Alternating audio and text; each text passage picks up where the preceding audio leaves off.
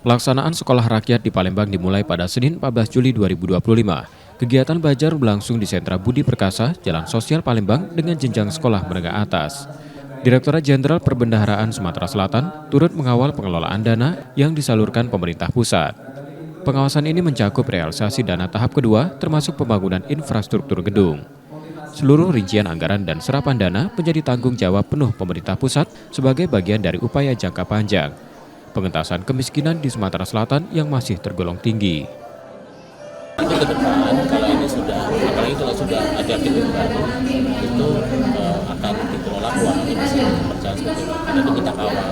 Nah sekarang pengawalan kita sebenarnya lebih pada dari Pemprov sudah memberikan tanah, itu sebenarnya tahun ini ada anggaran untuk membangun fasilitas itu. Cuman sayangnya kan untuk di Kota Palembang, kalau yang di Oki kalau nggak salah, Oki kalau nggak salah sudah lagi kita siapkan.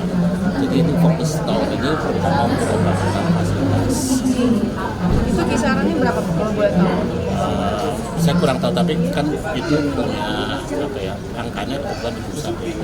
Pola pengentasan kemiskinan apalagi di Sumatera Selatan yang tingkat kemiskinan tinggi itu lebih sifatnya jangka pendek.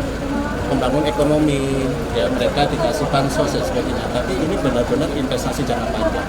Mungkin baru akan kelihatan 15-20 tahun lagi ketika mereka nanti sukses menjadi orang-orang yang bisa mengentaskan kemiskinan. Saat ini Palembang baru memiliki sekolah rakyat jenjang SMA. Untuk pengembangan, pemerintah daerah masih membutuhkan lahan sekitar 10 hektar untuk membangun sekolah rakyat serta SD dan SMP dengan dukungan dari Pemprov Sumsel.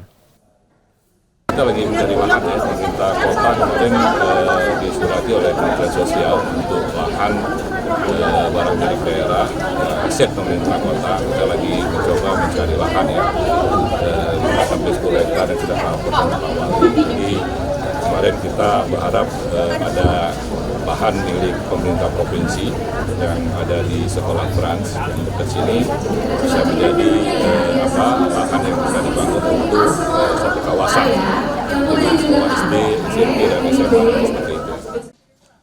Sebanyak 100 siswa SRMA 7 Palembang telah memulai masa pengenalan lingkungan sekolah. Selama 3 bulan ke depan, mereka akan mengikuti program pengenalan karakter, minat, dan bakat sebagai bagian dari proses pembentukan fondasi pendidikan. Muhammad Reza Pahlevi, Kompas TV, Palembang, Sumatera Selatan.